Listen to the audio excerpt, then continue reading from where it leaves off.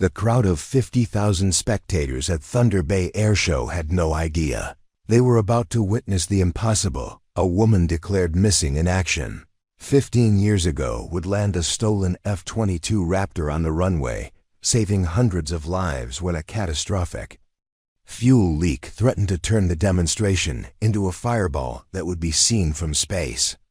But Major Elena Vasquez wasn't supposed to be anywhere near that cockpit, wasn't even supposed to be alive, and certainly wasn't supposed to know how to fly the most advanced stealth fighter ever built. Elena stood at the edge of the crowded vendor area, her weathered hands wrapped around a paper cup of coffee that had long since grown cold. The October sun beat down on Thunder Bay Regional Airport, where the annual air show drew aviation enthusiasts from across the continent. Fighter jets screamed overhead in precise formations, their engines creating a symphony of controlled power. That made her chest tighten with memories she'd spent years trying to forget. She wore civilian clothes, now faded jeans, a plain black jacket, and worn combat boots that had seen better days. Her dark hair was longer than military regulation, streaked with premature gray that spoke of experiences most people couldn't imagine.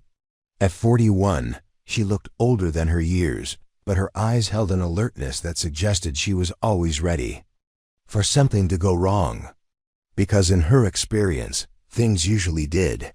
The official program listed her as Elena Vasquez, technical consultant, hired by Lockheed Martin to observe the F-22 demonstration and provide feedback on public perception of the aircraft. It was a cover story, of course. The kind of administrative fiction that allowed certain people to move through certain spaces without attracting unwanted attention. The truth was far more complicated, buried in classified files and redacted reports that most people would never see. 15 years ago, Captain Elena Vasquez had been one of the Air Force's most promising test pilots. She graduated at the top of her class from the Air Force Test Pilot School, earned a master's degree in aeronautical engineering from MIT, and logged more than 2,000 hours in experimental aircraft. Her specialty was pushing machines beyond their designed limits, finding the edges where physics and engineering met human courage. She was particularly gifted at flying unstable aircraft planes that required constant computer assistance to remain airborne, machines that would kill an average pilot in seconds. The F-22 Raptor had been her obsession. She'd spent 3 years working on the classified test program, helping to refine the aircraft's revolutionary flight control systems and stealth capabilities. The Raptor wasn't just a fighter jet. It was a technological marvel that represented the absolute cutting edge of aviation engineering. Its twin Pratt & Whitney engines could push the aircraft past Mach 2, while its stealth coating made it nearly invisible to radar. The fly-by-wire control system was so advanced that it could compensate for battle damage that would down any other aircraft. Elena had been selected for the most dangerous test flights, the ones where they pushed the F-22 into flight regimes that no one fully understood. She'd tested the aircraft's ability to recover from flat spins, evaluated its performance in severe weather conditions, and helped develop the classified combat maneuvers that would give American pilots an insurmountable advantage in aerial combat. Her test reports were required reading at the Pentagon, her innovations incorporated into pilot training programs worldwide. But that was before the mission that officially killed her. The assignment had been straightforward, at least on paper. Test the F-22's low-altitude penetration capabilities over hostile territory, gathering intelligence on enemy radar installations while remaining undetected. It was exactly the kind of mission the Raptor was designed for: deep penetration into denied airspace, invisible to conventional detection methods. The mission had gone wrong in ways that no one could have predicted. Elena's aircraft had been shot down over territory that officially didn't exist, in a conflict that had never been acknowledged by any government.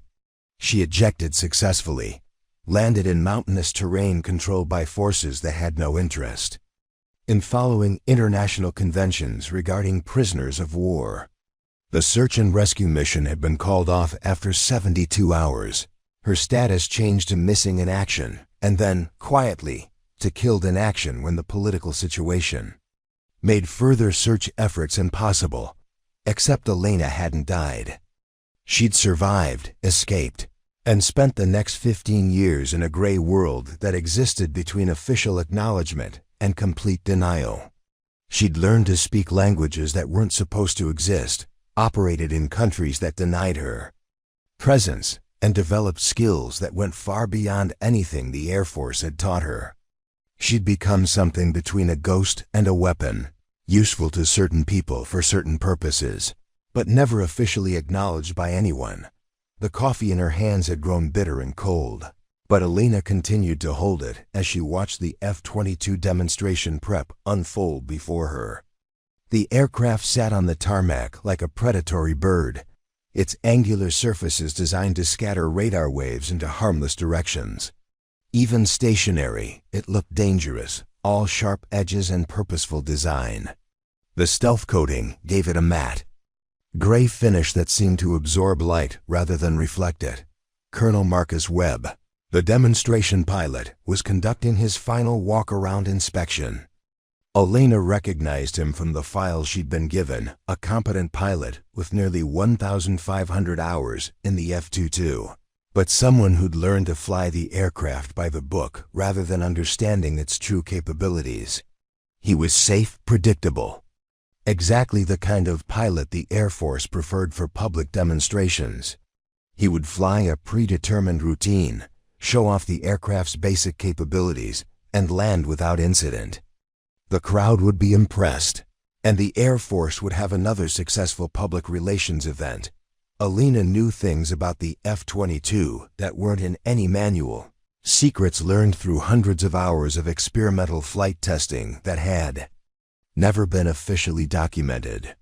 She understood how to coax performance from the aircraft that its designers hadn't thought possible, how to push it through flight regimes that existed in the spaces between official specifications. During her test pilot days, she discovered maneuvers that the Pentagon had classified so highly that even acknowledging their existence was a federal crime. The demonstration was scheduled to begin in 30 minutes. Webb would take off, perform a series of routine maneuvers designed to showcase the aircraft's agility and power, and then land to thunderous applause. It would be smooth, professional, and completely forgettable. Just another air show performance in a long series of carefully scripted events. But Elena could see things that the crowd couldn't. The fuel truck that had serviced the F-22 minutes earlier had left a small puddle beneath the aircraft's left engine intake. The ground crew had cleaned it up quickly, professionally, but not before Elena had noticed the rainbow sheen that indicated a slow fuel leak. It was probably minor, the kind of thing that happened regularly with high-performance aircraft. The ground crew had undoubtedly noted it in their log, and Webb would be informed before takeoff, except Elena had been watching for 30 minutes, and no one had approached Webb with any kind of status update. The demonstration was too important, the schedule too tight for minor maintenance issues to delay the show. The leak would be addressed after the flight, after the crowd had gone home and the media attention had moved on to other stories. Elena set down her coffee cup and pulled out her phone, scrolling through the technical specifications she'd memorized. Years ago, the F-22's fuel system was designed with multiple redundancies, but the aircraft carried nearly 18,000 pounds of JP fuel in its internal tanks. A leak in the engine bay area could create a vapor cloud that would ignite catastrophically if exposed to the right combination of heat and electrical spark. The aircraft's own engines generated both in abundance. She'd seen the aftermath of fuel vapor explosions during her test pilot days. The fire burned hot enough to melt aluminum, fast enough to consume an entire aircraft in seconds. If the leak was worse than it appeared, if the vapor concentration reached critical levels during the demonstration, Webb and his F-22 would become a fireball that would rain burning debris across the packed spectator areas. The announcement came over the public address system, delivered in the enthusiastic tone that airshow announcers used to build excitement. Ladies and gentlemen, please direct your attention to the runway as we prepare for our featured demonstration of the F-22 Raptor, America's premier air superiority fighter. The crowd responded with cheers and applause, thousands of people looking skyward in anticipation of seeing one of the world's most advanced aircraft in action. Elena watched Webb climb into the cockpit, his movements practiced and confident. The ground crew performed their final checks, pulling chocks and clearing the area around the aircraft. The F-22's engines began their startup sequence, twin turbofans that would soon be producing 35,000 pounds of thrust. In a few minutes, Webb would taxi to the runway, receive clearance for takeoff, and begin a demonstration that could end in disaster. She thought about the protocol she was supposed to follow, the chain of command that existed for handling potential safety issues. There were procedures, forms to fill out, proper channels for reporting concerns. But those procedures assumed she had official status, legitimate authority to raise questions about military operations. Elena Vasquez, technical consultant, had neither. She was a ghost, a woman who officially didn't exist, watching a potential catastrophe unfold with no way to officially intervene. The F-22's engines reached idle power, their distinctive sound cutting through the ambient noise of the airshow. Webb would begin his taxi in less than 5 minutes, rolling toward a runway where 50,000 people waited to see American aviation technology at its finest. Elena pulled her phone out again, scrolling through contact numbers for people who might take action based on her warning. But who would believe her? A woman declared dead 15 years ago, claiming to know more about the F-22 than its current demonstration pilot, warning about technical problems that no one else had noticed. Even if she could reach someone in authority, even if they took her seriously enough to investigate, the demonstration would be over before any official response could be organized. Elena looked at the F-22 one more time, its engines now spinning up toward taxi power. The fuel leak was invisible from this distance, but she knew it was there, growing worse with each passing minute as engine heat and vibration stressed the damaged fuel line. Webb was completely unaware of the danger, focused on his pre-taxi checklist and the routine he'd flown dozens of times before. In her pocket, Elena carried credentials that would get her past most security barriers, documents that bore signatures from people whose names appeared in classified budgets. They were tools from her shadow world, keys that opened doors that weren't supposed to exist. She'd never used them at an event like this, never tested whether they would work in broad daylight with thousands of witnesses. The fuel leak wasn't just dangerous to Webb and his aircraft. The F-22 would be flying directly over the packed grandstands during several of its demonstration maneuvers. If the aircraft exploded at low altitude, burning fuel and debris would rain down on thousands of spectators. The death toll could reach into the hundreds, a catastrophe that would haunt American aviation for decades. Elena had spent 15 years living with the consequences of missions gone wrong, operations where split-second decisions meant the difference between success and disaster. She'd learned to trust her instincts, to act when official channels moved too slowly or not at all.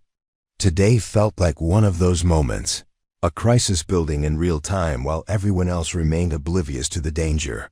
The F-22's canopy closed, with a pneumatic hiss, sealing Webb into the cockpit, where he would spend the next 20 minutes performing for the crowd. Elena checked her watch, calculating distances and timing. If she was right about the fuel leak, if her instincts were correct about the danger, she had maybe 10 minutes before the demonstration reached the point where intervention would be impossible. She pulled out her credentials and started walking toward the flight line, where security barriers separated spectators from the active aircraft operations area. For the first time in 15 years, Elena Vasquez was about to officially exist again, even if only for the few minutes it might take to prevent a disaster that no one else could see coming. The security checkpoint buzzed with controlled chaos as Elena approached the flight line barrier. Air Force personnel in crisp uniforms moved with practiced efficiency, their radios crackling with updates about demonstration timing and crowd control. Staff Sergeant Ryan Mitchell stood at the primary access point, his eyes scanning the crowd for potential threats while maintaining the professional demeanor expected at public events. Elena had studied the security layout during her morning reconnaissance, noting the positions of cameras, the rotation schedules of personnel, and the subtle tells that indicated which guards were actually paying attention versus those going through the motions. Mitchell was the former alert, engaged, someone who took his responsibilities seriously. That would make this more challenging, but also more likely to succeed if she played it correctly. She approached the checkpoint with the confident stride of someone who belonged there, her weathered credentials already in hand. The laminated card bore an impressive array of security clearances and authorization codes, backed by signatures from officials whose names carried weight in defense circles. The credentials were real, issued through channels that operated in the spaces between official acknowledgement and plausible deniability. "Excuse me, Sergeant," Elena said, her voice carrying the tone of someone accustomed to being obeyed. "Elena Vasquez, technical consultant for Lockheed Martin. I need immediate access to the demonstration aircraft." Mitchell examined the credentials with the thoroughness his training demanded, cross-referencing the authorization codes against a tablet computer that contained the day's access roster. Elena's name wasn't on the list, but the clearance levels on her card were high enough to override most standard protocols. The signatures belonged to people who could end careers with a phone call. "Ma'am, I don't have you on today's access list," Mitchell said carefully, his training warring with the authority implied by the credentials. "These clearances are legitimate, but I'll need to verify your access with the demonstration coordinator." Elena checked her watch, noting that Webb's taxi time was approaching rapidly. The F-22's engines were already spinning up, their distinctive whine cutting through the ambient noise of the air show. Every minute spent on bureaucratic verification was a minute closer to potential disaster, but pushing too hard would trigger security protocols that would shut down her access entirely. "Sergeant, I understand your position, but this is time-sensitive," she said, allowing a note of urgency to enter her voice. "There's a potential safety issue with the demonstration aircraft that requires immediate technical evaluation. The signatures on that card include Deputy Assistant Secretary Morrison. I assume you're familiar with his authority regarding aviation safety protocols." Morrison's name had the desired effect. Mitchell's posture shifted slightly, the recognition of someone far above his pay grade, creating the appropriate deference. Elena had worked with Morrison during her test pilot days, back when she was Captain Vasquez, and he was a Pentagon official responsible for experimental aircraft programs. The signature on her credentials was genuine, though Morrison probably thought she was dead. "Yes, ma'am, I'm familiar with the Deputy Assistant Secretary," Mitchell replied, his tone more respectful. "But protocol requires that I contact the demonstration coordinator before granting access to the aircraft. It'll just take a minute." Elena watched the F-22 begin its taxi sequence, rolling slowly toward the runway where 50,000 spectators waited to see American aviation technology at its finest. Webb was following standard procedures, methodically working through his pre-flight checklist while the aircraft moved toward its demonstration position. He had no idea that a fuel leak was creating an increasingly dangerous vapor cloud in his engine bay. "Sergeant Mitchell," Elena said, reading his name tag, "I need you to understand something. I'm not here for the dog and show. I'm here because technical analysis indicates a potential catastrophic failure mode in the F-22's fuel system during high-G maneuvers. If I'm right, Colonel Webb and that aircraft are going to become a fireball in about 15 minutes.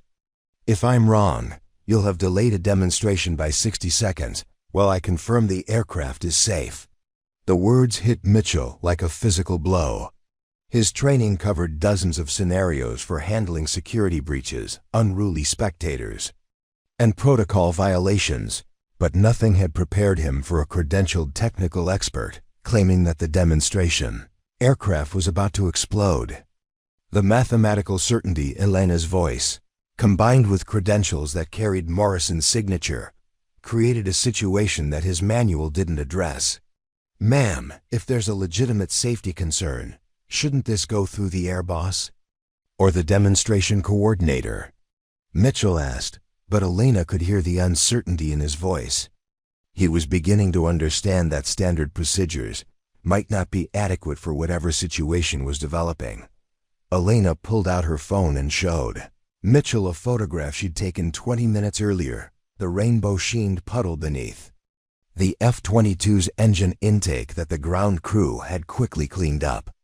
The image was clear enough to show the characteristic pattern of JP-8 fuel, the high-grade aviation fuel that powered the Raptor's twin turbofans.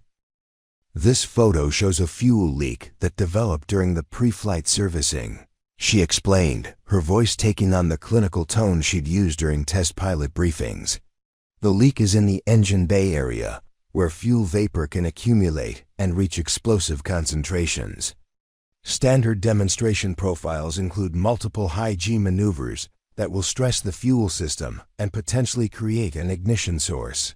Mitchell studied the photograph, his expression growing more concerned as he processed the implications. He'd been trained to recognize various types of threats, but technical failures in demonstration aircraft weren't something he'd encountered before. The fuel leak Elena described was invisible to spectators, but potentially catastrophic if her assessment was correct. "Ma'am, even if what you're saying is accurate, I can't just let you walk up to an active military aircraft," Mitchell said, though his tone suggested he was looking for a solution rather than simply refusing access. "There are protocols, chain of command issues, liability concerns. The demonstration coordinator needs to be involved." Elena watched the F-22 reach the end of its taxi route, positioning for takeoff. Webb would receive his final clearance in less than 5 minutes, after which the aircraft would be committed to the demonstration sequence. Once airborne, the fuel leak would be impossible to address until after landing, assuming the aircraft remained intact long enough to land. "Sergeant, I understand your position, but consider this," Elena said, her voice carrying the weight of someone who'd seen the aftermath of aviation disasters. "If that aircraft explodes during the demonstration, the investigation will focus on every decision made in the hours leading up to the accident. Your name will be in the report as the security checkpoint supervisor who had the opportunity to allow technical evaluation but chose to follow standard protocol instead." The implication hung in the air between them like a challenge. Mitchell was being asked to make a decision that could define the rest of his career, balancing regulatory compliance against the possibility of preventing a catastrophic accident. Elena could see him weighing the options, calculating the risks of action versus inaction. "How do I know you're really who you claim to be?" Mitchell asked, though his tone suggested he was looking for reassurance rather than confrontation. "These credentials look legitimate, but anyone can forge documents these days. What makes you qualified to evaluate F-22 fuel systems?" Elena had anticipated this question, prepared for the moment when her shadow world credentials would need to be backed by verifiable expertise. She pulled out her phone again, accessing a secure database that contained her historical flight records. The screen showed thousands of hours of test pilot experience, including extensive time in experimental aircraft and specific ratings for the F-22 program. "I spent 3 years as a test pilot on the F-22 development program," she said, allowing Mitchell to read the flight log entries. "I logged 847 hours in experimental Raptors including test flights that pushed the aircraft beyond its design. Envelope. I wrote sections of the technical manual that Colonel Webb studied when he learned to fly this aircraft. The flight records were authentic, though they showed Elena's status as KA with an official date of death 15 years in the past. Mitchell's eyes widened as he processed this information, trying to reconcile the woman standing before him with the deceased pilot listed in the database. The cognitive dissonance was visible on his face as he struggled to understand how someone officially dead could be presenting current credentials. "Ma'am, according to this database, you're listed as killed in action 15 years ago," Mitchell said carefully, his voice dropping to avoid being overheard by other personnel. "I'm not sure how to process that information." Elena had prepared for this moment as well, knowing that her official death status would eventually surface during any credential verification. The truth was too complex for a security checkpoint explanation, but she needed enough honesty to maintain credibility while avoiding questions that couldn't be answered in an unclassified setting. "That's correct, Sergeant. I was declared KIA after a classified mission went wrong," she said, her voice carrying the matter-of-fact tone of someone discussing ancient history. "What happened after that declaration involves operations that can't be discussed in public. The credentials I'm showing you were issued through channels that operate outside normal military bureaucracy, for people who work in spaces that officially don't exist." Mitchell stared at her for a long moment, processing the implications of what she'd just told him. He was being asked to make a decision based on credentials from a dead woman who claimed to work in programs that didn't officially exist, warning about a technical problem that no one else had noticed. It was the kind of situation that security manuals assumed would never happen. "Ma'am, I'm going to need to contact my supervisor," Mitchell said finally, reaching for his radio. But Elena could see the F-22 positioning for its final takeoff checks. Webb's hands moving through the familiar sequence of switch settings and system verifications that preceded every flight. "Sergeant, there isn't time," Elena said urgently. "Colonel Webb is going to receive takeoff clearance in less than 2 minutes. Once that aircraft is airborne, the fuel leak becomes everyone's problem, not just his. I'm asking you to make a judgment call based on the evidence I've shown you and the credentials in your hand." She could see Mitchell wavering, torn between protocol and the growing certainty that something was seriously wrong. The fuel leak photograph was damning evidence, and Elena's technical knowledge was obviously genuine. Her credentials carried signatures from officials who could destroy careers, and her flight experience in the F-22 was documented in official databases. "If I let you through and you're wrong, my career is over," Mitchell said, though his tone suggested he was already moving toward a decision. "If I don't let you through and you're right, a lot of people could die."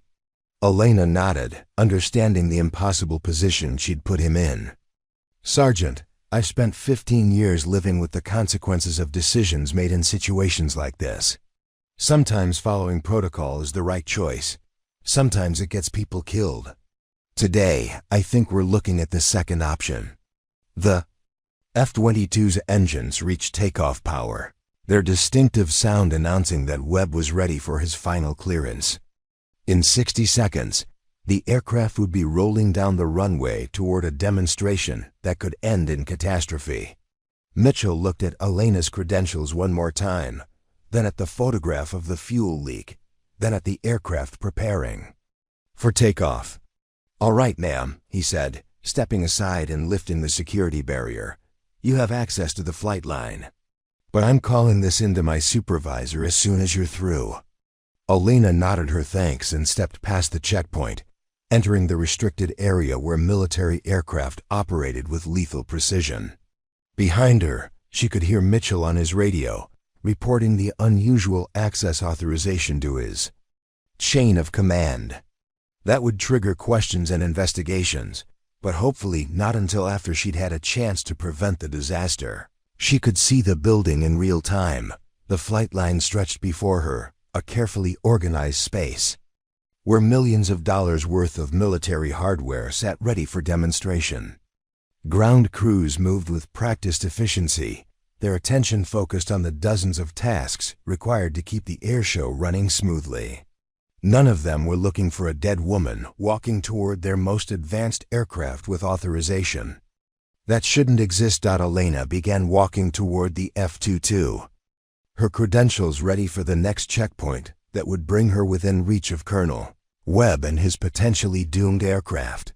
The flight line hummed with controlled urgency as Elena made her way toward the F-22, dodging fuel trucks and maintenance vehicles that moved with choreographed precision around the various aircraft.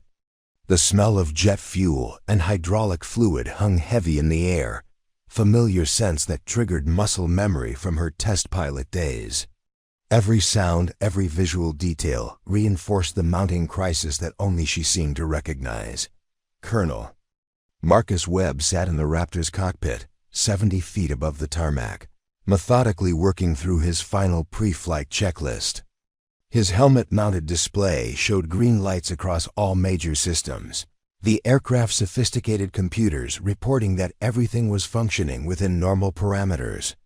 The fuel leak Elena had spotted wasn't severe enough yet to trigger the F-22's automated warning systems, but it was growing worse with each passing minute as engine heat and vibration stressed the damaged fuel line. Elena could see the ground crew preparing for Webb's departure, their movements indicating that takeoff clearance would come within minutes. The fuel truck that had serviced the aircraft earlier was already moving toward the next aircraft in the demonstration sequence, its crew unaware that they'd left behind a potentially lethal problem. Standard protocols called for post-servicing inspections, but with dozens of aircraft to service and a tight demonstration schedule, thorough checks often gave way to expedient visual confirmations. Senior Airman Jennifer Walsh supervised the ground crew operations around the F-22, her clipboard filled with timing sheets and maintenance logs that documented every aspect of the aircraft's preparation.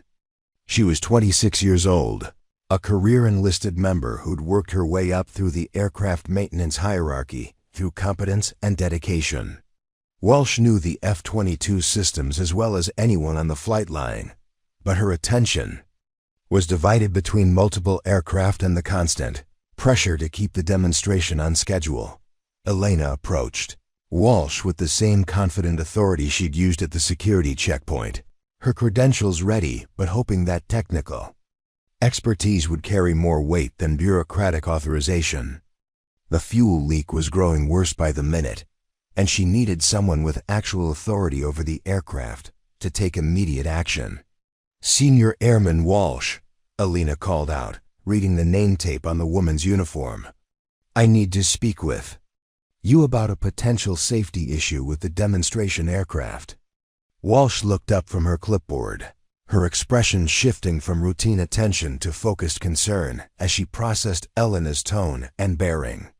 The flight line was no place for casual conversation, and anyone approaching with talk of safety issues commanded immediate attention. Elena's civilian clothes were unusual for someone with direct access to active aircraft, but her credentials and technical vocabulary suggested official business. "Ma'am, what kind of safety issue?" Walsh asked, her voice carrying the professional alertness of someone trained to take aircraft problems seriously. "Colonel Webb is scheduled for takeoff in 4 minutes. If there's a legitimate concern, we need to address it immediately." Elena pulled out her phone and showed Walsh the photograph of the fuel puddle she'd documented earlier, along with close-up images that clearly showed the rainbow sheen characteristic of JP-8 fuel. The evidence was unmistakable to anyone familiar with aircraft servicing, painting a clear picture of a fuel system problem that had developed during the pre-flight preparation. "This fuel leak developed during your servicing operation 25 minutes ago," Elena explained, her voice taking on the clinical precision she'd used during countless test pilot briefings. "The leak appears to originate from the left engine bay area, possibly from a damaged fuel line or loose connection. Your crew cleaned up the visible fuel, but the source of the leak hasn't been addressed. Walsh studied the photographs carefully, her expression growing more serious as she recognized the implications. Fuel leaks in the engine bay area were particularly dangerous because of the combination of heat, electrical systems, and ignition sources that surrounded the F-22's twin turbofans. Even a small leak could create vapor concentrations that would explode catastrophically if exposed to the right conditions. "Ma'am, who are you exactly?" Walsh asked, though her tone suggested professional curiosity rather than suspicion. "These photos show a legitimate concern, but I need to understand your authority to be raising safety issues with demonstration aircraft." Elena handed over her credentials, watching Walsh's reaction as she processed the clearance levels and authorization signatures. The documentation was impressive enough to command respect, but Elena could see questions forming in the airman's mind about how a civilian contractor had gained such detailed knowledge of F-22 fuel systems. "I'm Elena Vasquez, technical consultant for Lockheed Martin," she said, using the cover story that provided the least complicated explanation for her presence. "I've been observing the demonstration preparation as part of a technical assessment program. The fuel leak I documented represents a significant safety hazard that wasn't addressed by your standard post-servicing inspection." Walsh compared the timestamps on Elena's photographs with her own maintenance logs, confirming that the fuel leak had indeed developed after the aircraft's official pre-flight inspection. The timing created a dangerous gap in the safety protocols, where a problem had emerged after the formal checks were complete, but before anyone had noticed the developing hazard.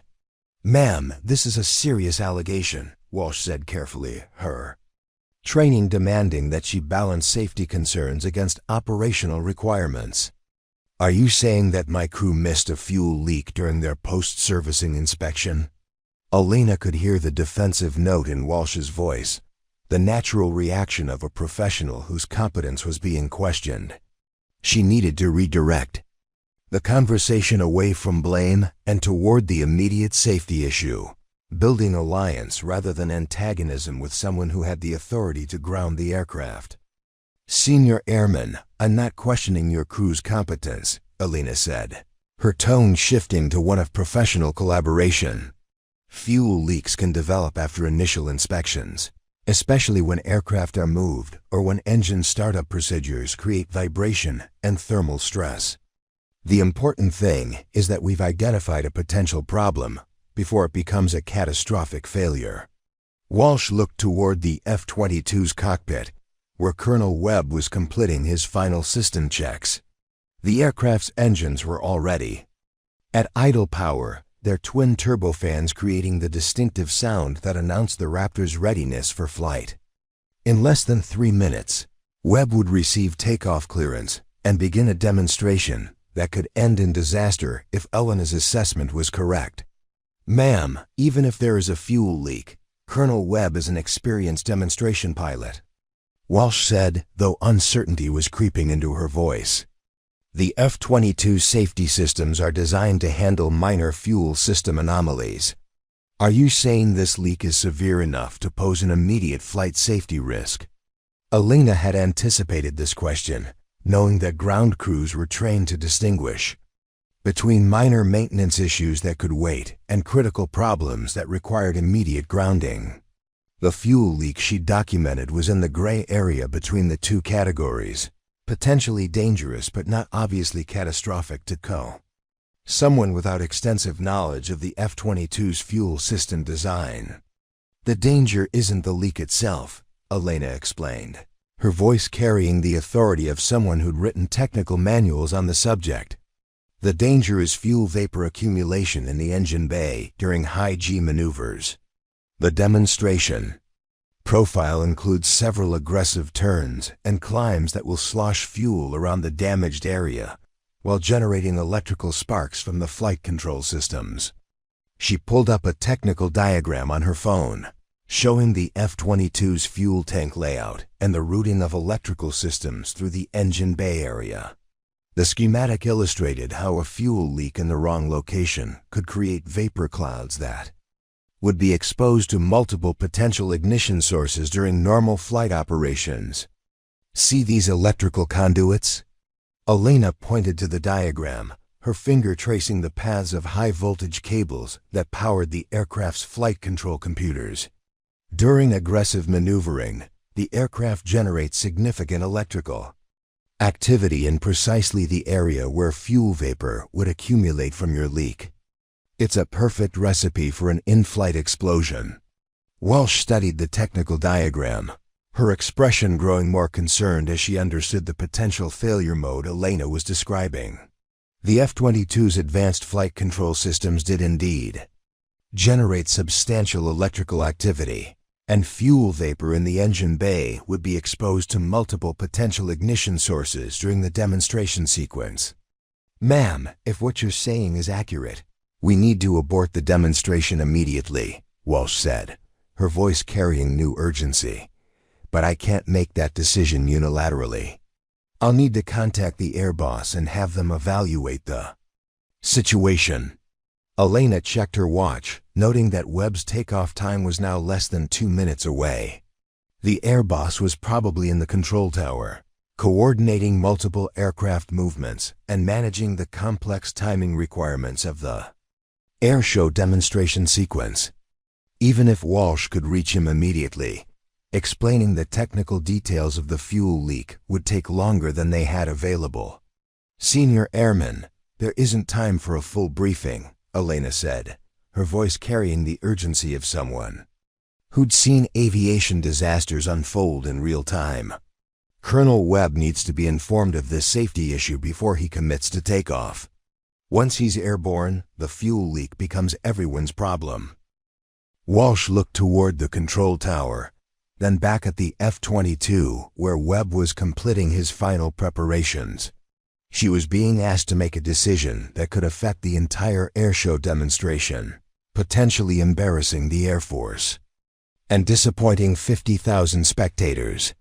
But Elena's technical knowledge was obviously genuine, and the photographic evidence of the fuel leak was undeniable. "Ma'am, I can't just walk up to Colonel Webb and tell him to abort his demonstration based on a civilian contractor's assessment," Walsh said, though her tone suggested she was looking for a solution rather than simply refusing to act. "There are protocols, chain of command issues, liability concerns. The demonstration coordinator needs to be involved." Elena understood Walsh's position, trapped between safety concerns and operational requirements, just as Sergeant Mitchell had been at the security checkpoint. But time was running out, and the fuel leak was growing worse with each passing minute, as the F-22's engines generated heat and vibration that stressed the damaged fuel line. "What if I talked to Colonel Webb directly?"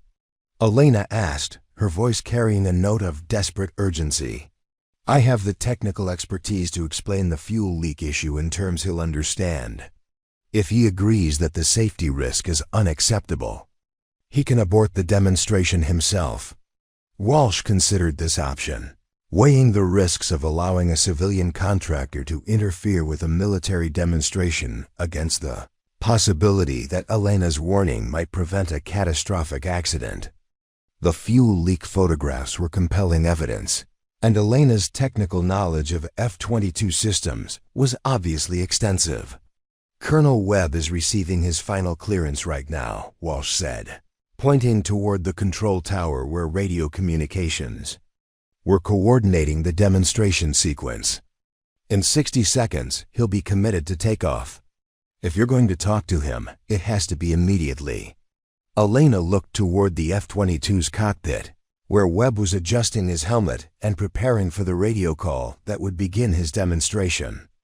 The fuel leak was invisible from this distance, but she knew it was there, growing worse with each passing second as engine heat and vibration stressed the damaged fuel system. In less than a minute, Webb would begin a flight that could end with his aircraft exploding over 50,000 spectators. "Senior Airman Walsh, I need you to get Colonel Webb on the radio immediately," Elena said, her voice carrying the command authority she developed during her test pilot days. Tell him there's an urgent technical consultation regarding fuel system integrity. Don't mention the demonstration abort. Just get him to listen to what I have to say. Walsh hesitated for a moment, then reached for her radio. The decision to intervene was hers to make, balancing the protocols she'd been trained to follow against the mounting evidence that something was seriously wrong with the demonstration aircraft. Elena's credentials were legitimate, her technical knowledge was obvious, and the fuel leak photographs were undeniable proof that a safety issue existed. Colonel Webb, this is Senior Airman Walsh on the ground crew frequency, she said into her radio, her voice steady despite the gravity of the situation. Sir, I have an urgent technical consultation regarding your aircraft's fuel system integrity. Request you stand by for immediate briefing before takeoff clearance. The response came immediately, Webb's voice carrying a note of surprise and concern. Walsh, this is Colonel Webb. What kind of fuel system issue? I'm showing all green on my displays. Elena stepped closer to Walsh's radio, knowing that the next 60 seconds would determine whether Webb's demonstration ended in triumph or tragedy. The fuel leak was growing worse by the minute, and once the F-22 was airborne, there would be no way to address the problem until after landing, assuming the aircraft remained intact. Long enough to attempt a landing, Webb's voice crackled through Walsh's radio with the controlled tension of a pilot receiving unexpected information at the worst possible moment. Senior Airman Walsh, I need specifics on this fuel system issue. My instruments are showing normal parameters across all systems. What exactly are you seeing down there? Elena gestured for the radio, and Walsh handed it over after a moment's hesitation. Elena keyed the microphone, her voice taking on the clinical precision she'd used during countless test pilot briefings when lives hung in the balance.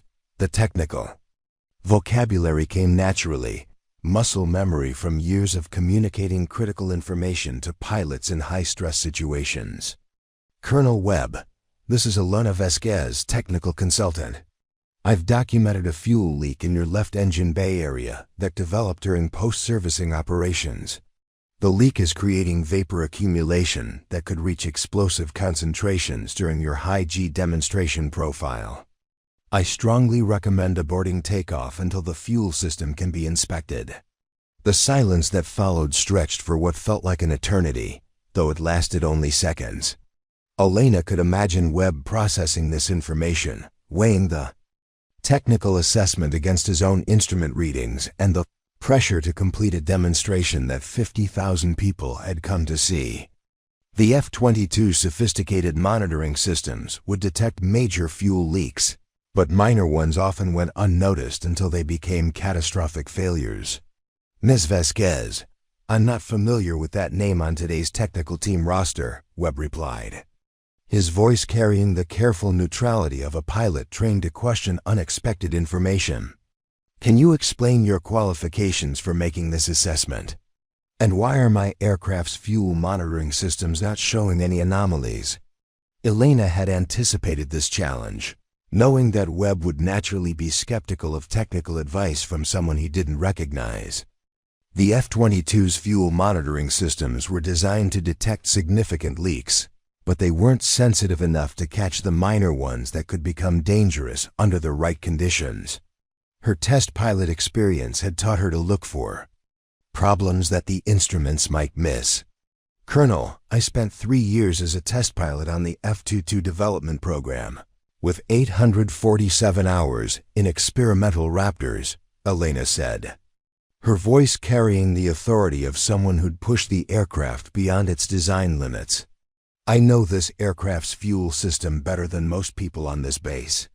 The leak I've documented is in a location where vapor can accumulate without triggering your warning systems until it's too late. She could hear Webb's engines continuing to run at idle power, the twin turbofans creating a background noise that indicated he hadn't yet made a decision about the demonstration.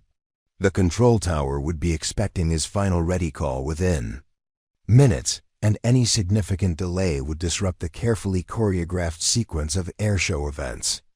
"Ma'am, with all due respect, I've never heard of a test pilot named Elena Vasquez in the F-22 program," Webb said, though his tone suggested professional curiosity rather than outright dismissal. "I'm familiar with most of the developmental pilots who worked on this aircraft. Can you provide more specific credentials?" Elena felt the weight of her 15-year absence pressing against the credibility she needed to establish with Webb. Her test pilot credentials were legitimate, but they belonged to a woman who was officially dead, someone whose achievements had been buried along with her identity when the mission went wrong. The truth was too complex for a radio briefing, but she needed enough honesty to convince Webb that her warning was genuine. "Colonel, my involvement in the F-22 program was during the classified developmental phase from 2006 to 2009, she said, choosing her words carefully to avoid details that couldn't be discussed on an open radio channel. "I was Captain Elena Vasquez, at the time, assigned to experimental test operations that aren't in the standard program histories. The fuel leak I'm warning you about represents a failure mode that I documented during high-stress testing." The mention of classified developmental work had the desired effect. Webb's voice carried new interest and concern when he responded, recognizing that there were aspects of the F-22's development that remained restricted even decades after the aircraft entered service. Elena's specific knowledge of fuel system vulnerabilities suggested access to information that wasn't widely available. "Captain Vasquez, assuming your assessment is accurate, what specific risk are you describing?" Webb asked, his tone shifting toward that of a pilot seeking technical information rather than questioning credentials. "My fuel quantity readings are normal, and I'm not seeing any warning indicators related to fuel system integrity." Elena looked at Walsh, who was listening to the radio exchange with growing concern. The fuel leak photographs on Elena's phone provided clear evidence of a problem, but convincing Webb of the danger required explaining technical details that most pilots never encountered unless they'd been involved in developmental testing. "The risk is fuel vapor accumulation in the engine bay during aggressive maneuvering," Elena explained, her voice carrying the clinical precision of someone who'd seen the aftermath of fuel vapor explosions. "Your demonstration profile includes multiple high-G turns and climbs that will slosh fuel around the damaged area, while your flight control systems generate electrical activity. The combination creates perfect conditions for an in-flight explosion." She could hear the change in Webb's breathing pattern over the radio, the slight pause that indicated he was processing the technical implications of what she'd described. The F-22's flight control systems did indeed generate significant electrical activity during aggressive maneuvering, and fuel vapor in the engine bay would be exposed to multiple potential ignition sources. "Ms. Vasquez, are you saying that my aircraft could explode during the demonstration?" Webb asked, his voice now carrying unmistakable concern. "Even if there's a minor fuel leak, the F-22's safety systems are designed to handle fuel system anomalies." Elena understood Webb's confidence in his aircraft safety systems, but she also knew that those systems had limitations that weren't obvious to pilots who'd learned to fly the F-22 after its developmental phase was complete. The fuel vapor explosion risk she was describing existed in the gaps between safety protocols, where minor problems could escalate into catastrophic failures under the right conditions. "Colonel, the safety systems are designed for normal operational failures, not for the specific combination of fuel vapor and electrical activity that your demonstration profile will create," she said, her voice carrying the weight of someone who'd witnessed the destructive power of aviation fuel fires. "I've seen what happens when JP-8 vapor ignites in an engine bay. The fire burns hot enough to melt aluminum and fast enough to consume an entire aircraft in seconds."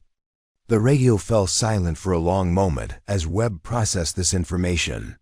Elena could imagine him looking at his instrument panel, Seeing the reassuring green lights that indicated all systems were functioning normally, while trying to reconcile that information with her warning about invisible dangers that his instruments couldn't detect. Senior Airman Walsh confirmed that you have photographic evidence of this fuel leak, Webb said finally, his voice carrying the careful precision of a pilot gathering information before making a critical decision. I need to understand the scope of what we're dealing with here. Walsh keyed her radio, her voice steady despite the gravity of the situation developing around the F-22. Colonel Webb, I've reviewed the photographs provided by Ms. Vasquez. They clearly show fuel residue in the left engine bay area, with characteristics consistent with JP-8 fuel. The leak appears to have developed after our standard post-servicing inspection. Elena could see other ground crew members beginning to take notice of the unusual radio traffic, their attention drawn by the extended delay in Webb's departure sequence. Word was spreading through the flight line that something was wrong with the F-22 demonstration, though most personnel didn't yet understand the nature of the problem. Colonel, I know this is an impossible situation, Elena said into the radio, her voice carrying the empathy of someone who'd faced similar decisions under pressure.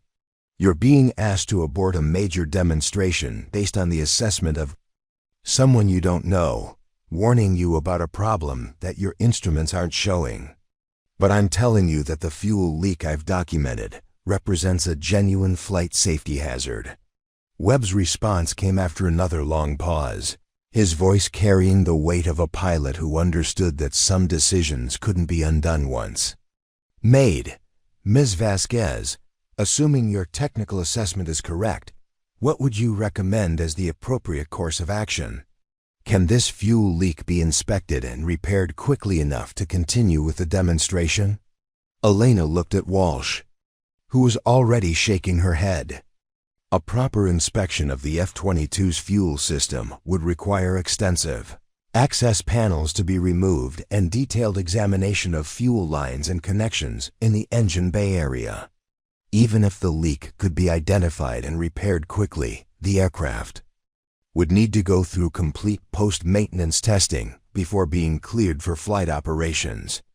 Colonel, a proper fuel system inspection would require at least 2 hours of maintenance work, followed by comprehensive testing, Elena said, her voice carrying the finality of someone delivering unavoidable news. There's no way to address this safety issue and maintain your demonstration schedule. The choice is between aborting the demonstration or accepting the risk of catastrophic fuel vapor explosion. The control tower's voice cut into the radio frequency, adding pressure to an already tense situation. Raptor Demo, this is Tower. You're approaching your departure window. Request status update on your takeoff clearance. Elena could hear the operational pressure building around Webb's decision. The airshow demonstration schedule was a carefully choreographed sequence that depended on precise timing, and any significant delay would cascade through multiple aircraft and disappoint thousands of spectators. But the alternative to delay was potentially catastrophic. Tower, Raptor Demo is experiencing a technical consultation regarding fuel system integrity, Webb replied, his voice carrying the controlled tension of a pilot buying time to make a critical decision. Request 5-minute delay for evaluation of potential safety issue. The tower's response was immediate and sharp. Raptor Demo, we have 50,000 spectators waiting for your demonstration. Unless you're declaring an emergency, we need to maintain the published schedule. What is the nature of your fuel system concern? Elena understood the pressure Webb was facing from multiple directions. The control tower represented operational requirements and public expectations, while she represented a technical warning about invisible dangers that might or might not materialize. Webb was being asked to choose between professional duty and personal safety based on information from someone whose credentials he couldn't verify.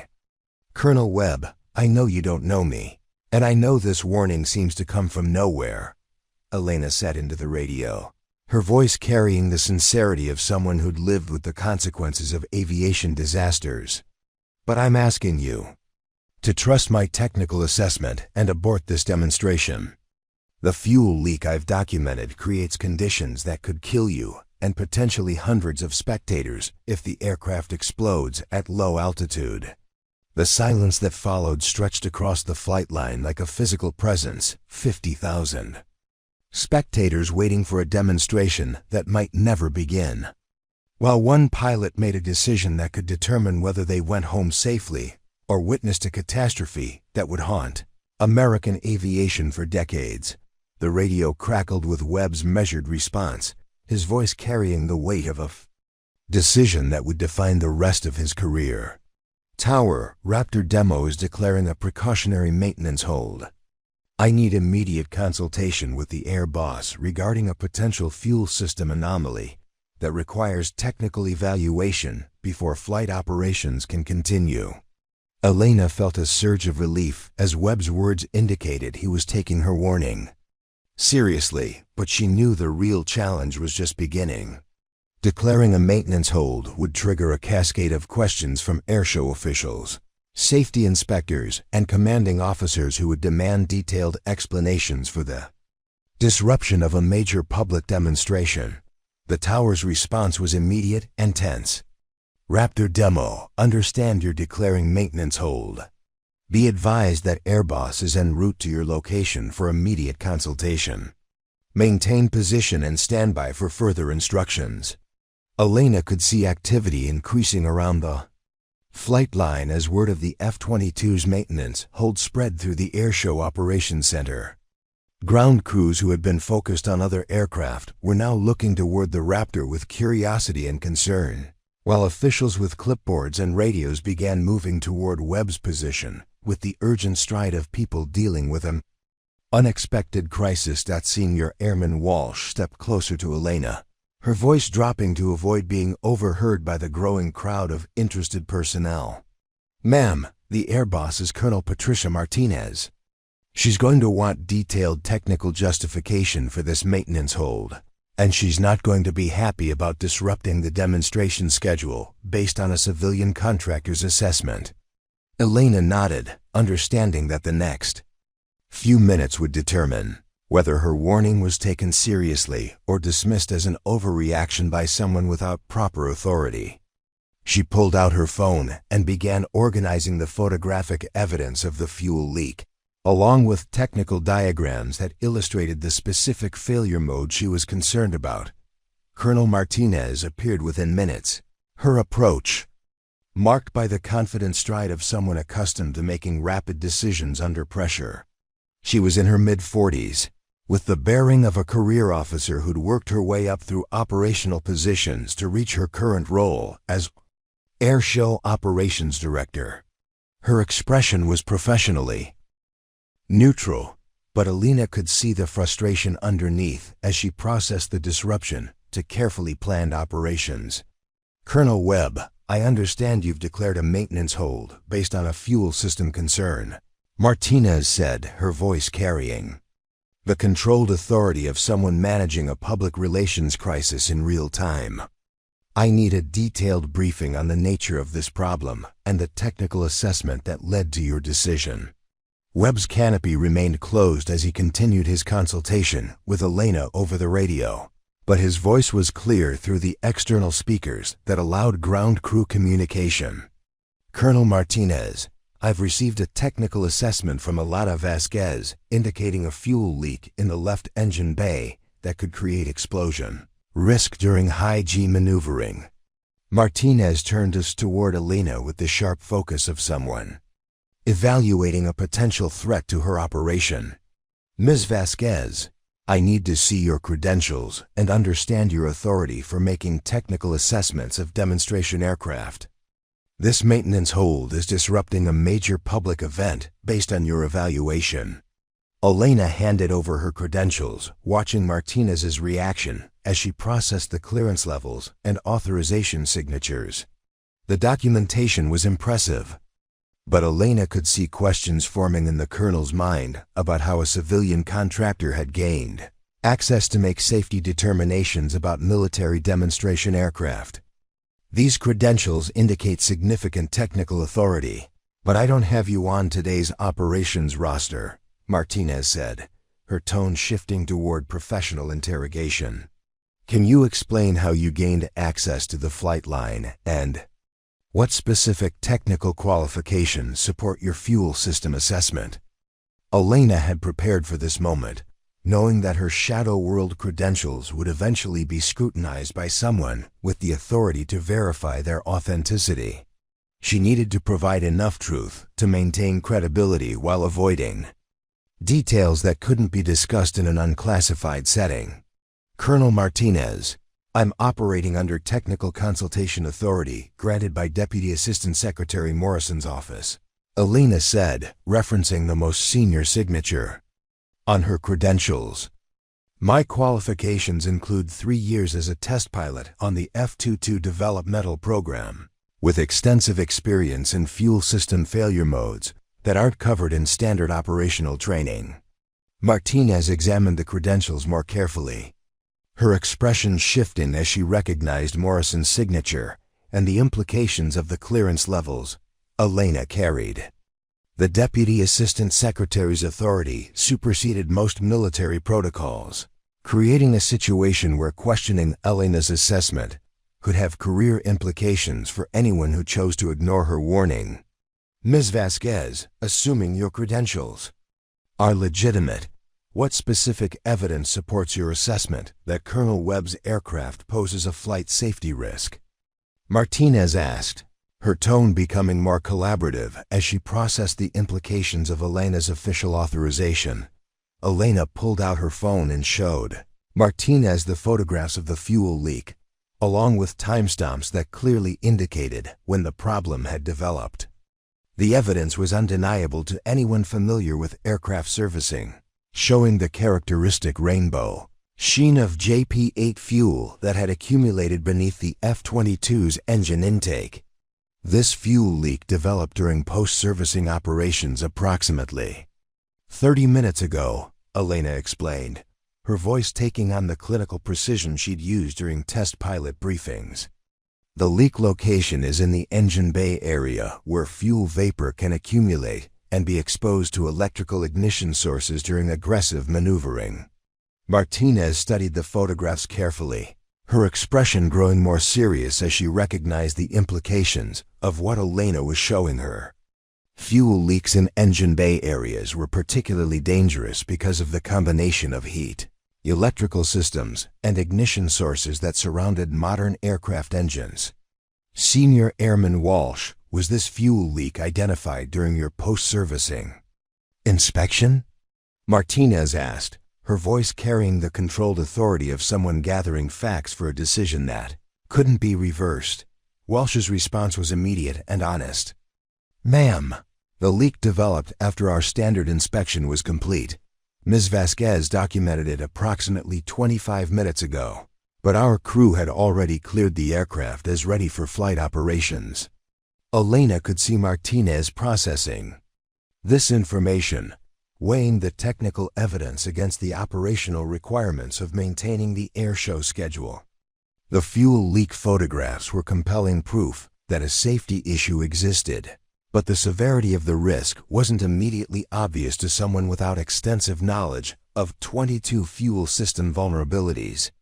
Ms. Vasquez, even if there is a minor fuel leak, the F-22 safety systems are designed to handle fuel system anomalies, Martinez said, though her tone suggested she was looking for reassurance rather than dismissing the concern.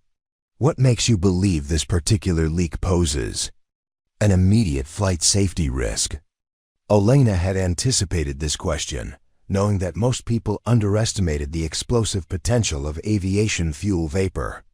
She pulled up a technical diagram on her phone, showing the F-22's fuel system layout and the routing of electrical systems through the engine bay area.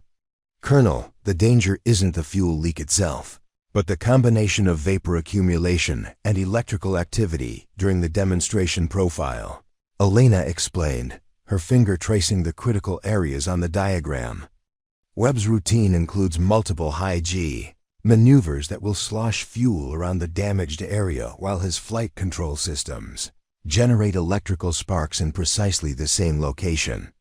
Martinez examined the technical diagram, her expression growing more concerned as she understood the potential failure mode Elena was describing. The F-22's advanced flight control systems did indeed generate substantial electrical activity, and fuel vapor in the engine bay would be exposed to multiple potential ignition sources during aggressive maneuvering. What would be the consequences if this fuel vapor ignition scenario actually occurred? Martinez asked, though her tone suggested she already suspected the answer would be catastrophic. Elena's response was immediate and sobering. "Colonel, I've seen the aftermath of fuel vapor explosions during test operations. The fire burns hot enough to melt aluminum and fast enough to consume an entire aircraft in seconds. If Webb's F-22 exploded at low altitude during the demonstration, burning fuel and debris would rain down on the spectator areas." The implications hit Martinez like a physical blow. She was responsible for the safety of 50,000 spectators, and Elena was describing a scenario that could result in hundreds of casualties if the fuel leak led to an in-flight explosion over the packed grandstands. "Ms. Vasquez, what would be required to address this fuel system concern and allow the demonstration to proceed safely?" Martinez asked, though her tone suggested she already suspected the answer would make continuing impossible. Elena looked toward the F-22, where Webb continued to sit in the cockpit, awaiting a decision about his demonstration. The fuel leak she'd documented would require extensive maintenance work to properly inspect and repair, followed by comprehensive testing to ensure the aircraft was safe for flight operations.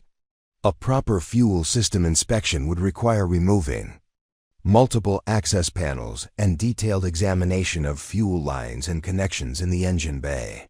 Elena said, her voice carrying the finality of someone delivering unavoidable news. Even if the leak could be identified and repaired quickly, the aircraft would need complete post-maintenance testing before being cleared for demonstration flight. Martinez checked her watch, calculating the time requirements against the show schedule that was already running behind due to the maintenance hold. The demonstration was supposed to be the highlight of the day's events, and canceling it would disappoint thousands of spectators while creating a public relations problem for the Air Force. How long would this inspection and repair process take? Martinez asked, though her expression suggested she already knew the answer would be unacceptable. Minimum 4 hours for proper inspection and repair, followed by at least 2 hours of post-maintenance testing, Elena replied. There's no way to address this safety concern and maintain today's demonstration schedule. The radio crackled with Webb's voice as he continued monitoring the ground frequency discussion. Colonel Martinez, based on the technical assessment I'm receiving, I recommend we abort today's demonstration and reschedule after proper fuel system maintenance can be completed. Martinez looked toward the packed grandstands where 50,000 spectators waited for the F-22 demonstration, then back at Elena's photographic evidence of the fuel leak. She was being asked to choose between disappointing the crowd and potentially putting them at risk, based on a technical assessment from a contractor whose credentials she couldn't fully verify. "Ms. Vasquez, I need your professional assessment," Martinez said, her voice carrying the weight of someone making a decision that could define her career. "In your expert opinion, does this fuel leak represent an unacceptable flight safety risk that justifies canceling a major public demonstration?" Elena looked at the fuel leak photographs one more time, thinking about the 12 people she'd saved 15 years ago when everyone else said rescue was impossible. Today, the stakes were potentially much higher, with hundreds of lives hanging in the balance based on her assessment of invisible dangers that most people couldn't see. "Colonel Martinez, in my professional opinion as a former F-22 test pilot, this fuel leak creates conditions that could result in catastrophic in-flight explosion during aggressive maneuvering," Elena said, her voice carrying the absolute certainty of someone who'd seen aviation disasters unfold. The risk to Colonel Webb and the spectators is unacceptable. The demonstration should be canceled immediately. Martinez stared at Elena for a long moment, weighing the technical assessment against the massive operational implications of canceling. The day's premier demonstration. The F-22 was the star attraction of Thunder Bay Air Show, the aircraft that drew sponsors, media attention, and thousands of spectators who had traveled hundreds of miles specifically to see America's most advanced fighter in action. Ms. Vasquez, you're asking me to cancel a demonstration that represents months of planning and coordination, based on a fuel leak that our standard safety protocols didn't identify as critical, Martinez said, her voice carrying the strain of someone caught between competing pressures. The ramifications of this decision extend far beyond today's air show. Elena understood the position Martinez was in, but she also understood what would happen if her warning was ignored. She'd spent years living with the consequences of decisions made under pressure, situations where following protocol led to disaster while breaking rules saved lives. Today felt exactly like those moments when the impossible became necessary. Colonel, I've been in situations where following standard protocols got people killed, Elena said, her voice carrying the weight of experiences that couldn't be discussed in detail. Sometimes the biggest risk is assuming that procedures will protect you from problems that the procedures weren't designed to handle. Martinez pulled out her radio and contacted the Air Show Control Center, her voice taking on the formal tone of someone making an official decision. Control, this is Air Boss Martinez. I'm implementing a temporary suspension of the F-22 demonstration, pending technical evaluation of a potential fuel system safety concern. Adjust the demonstration schedule accordingly. The response was immediate and sharp. Air Boss, this is General Thompson at the Control Center. I need immediate clarification on the nature of this safety concern. We have 50,000 spectators, live television coverage, and VIP guests expecting the F-22 demonstration as scheduled. Elena could hear the political pressure building around Martinez's decision. General Thompson's tone indicated that canceling the demonstration would have consequences that extended beyond disappointed spectators, affecting public relations, media coverage, and the Air Force's reputation for operational excellence. General Thompson, we have a technical consultant with F-22 test pilot credentials indicating a fuel leak that could pose an explosion risk during demonstration maneuvers, Martinez replied, her voice steady despite the obvious stress of the situation. I'm following prudent safety protocols pending detailed evaluation. Elena felt a mix of relief and apprehension as Martinez stood by her assessment, but she knew the real test would come when senior officials demanded detailed justification for disrupting a major public event. The fuel leak was real, the danger was genuine, but convincing people who hadn't seen the evidence would require more than technical expertise. Colonel Webb's voice came over the radio again, adding support to Elena's position from someone whose opinion carried significant weight. Control, this is Colonel Webb. I've reviewed the technical assessment provided by Ms. Vasquez, and I concur with the recommendation to abort today's demonstration. The fuel leak she's documented creates unacceptable risk during aggressive maneuvering. Elena could see the impact of Webb's endorsement on Martinez's confidence level. Having the demonstration pilot himself agree with the safety assessment provided crucial validation for a decision that was already creating waves throughout the air show organization. General Thompson's response carried the frustrated authority of someone whose carefully planned operation was falling apart in real time. Colonel Webb, I need you to report to the control center immediately for a detailed briefing on this fuel system concern.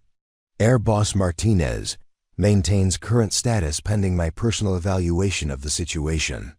Elena watched as Webb began his engine shutdown sequence, the F-22's twin turbofans winding down from idle power as he secured the aircraft for an extended ground hold.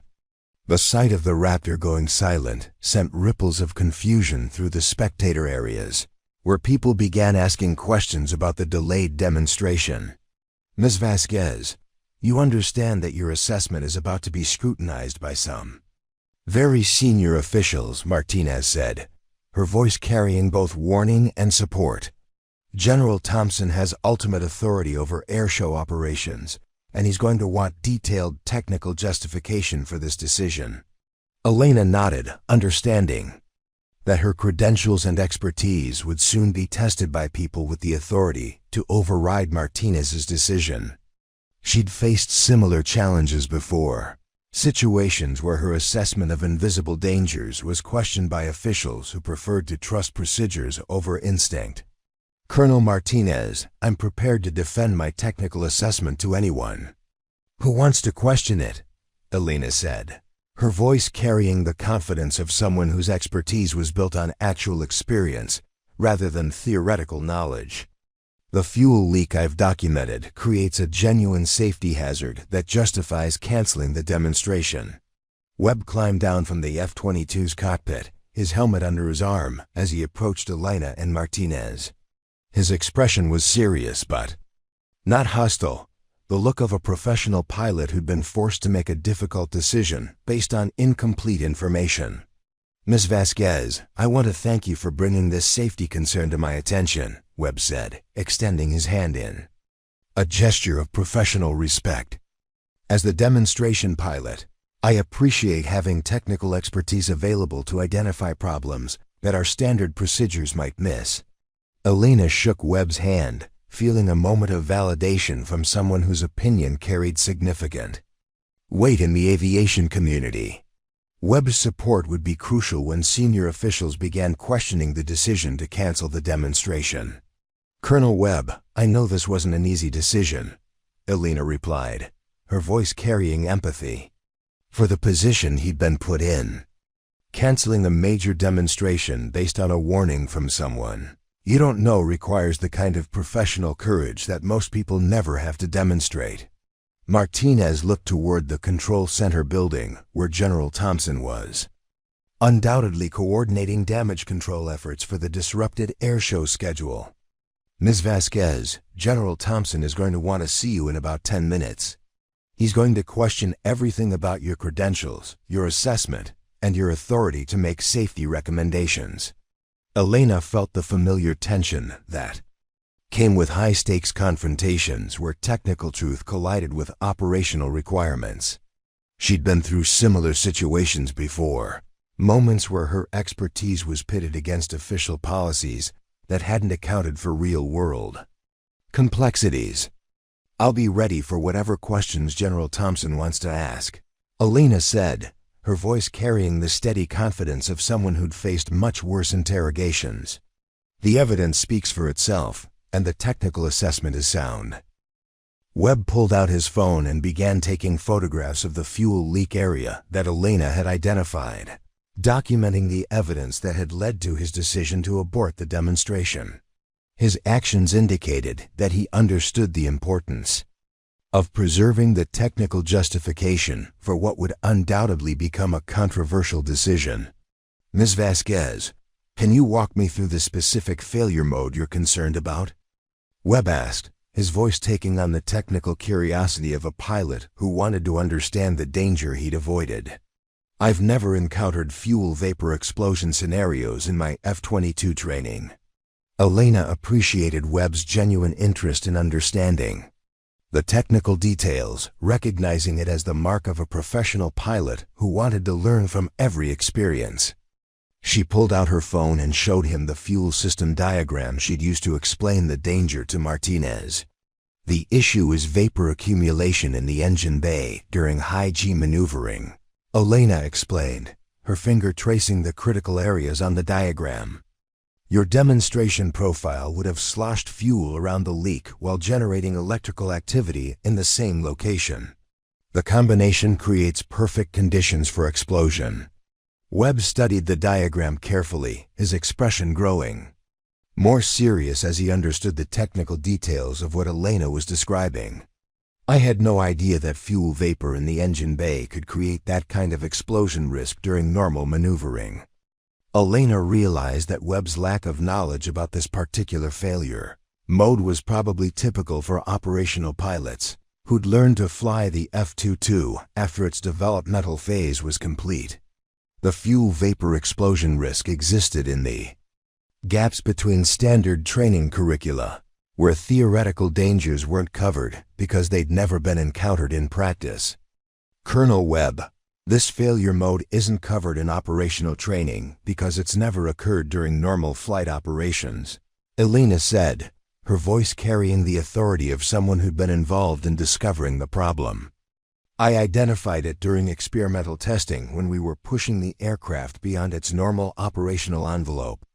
Martinez checked her watch, noting that General Thompson would be expecting them at the control center within minutes. Ms. Vasquez, we need to head over for your briefing with the general.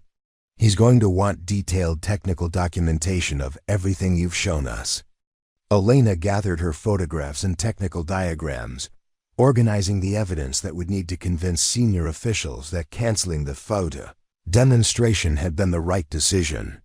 She understood that the next hour would determine whether her warning was validated or dismissed as an overreaction by someone without proper authority.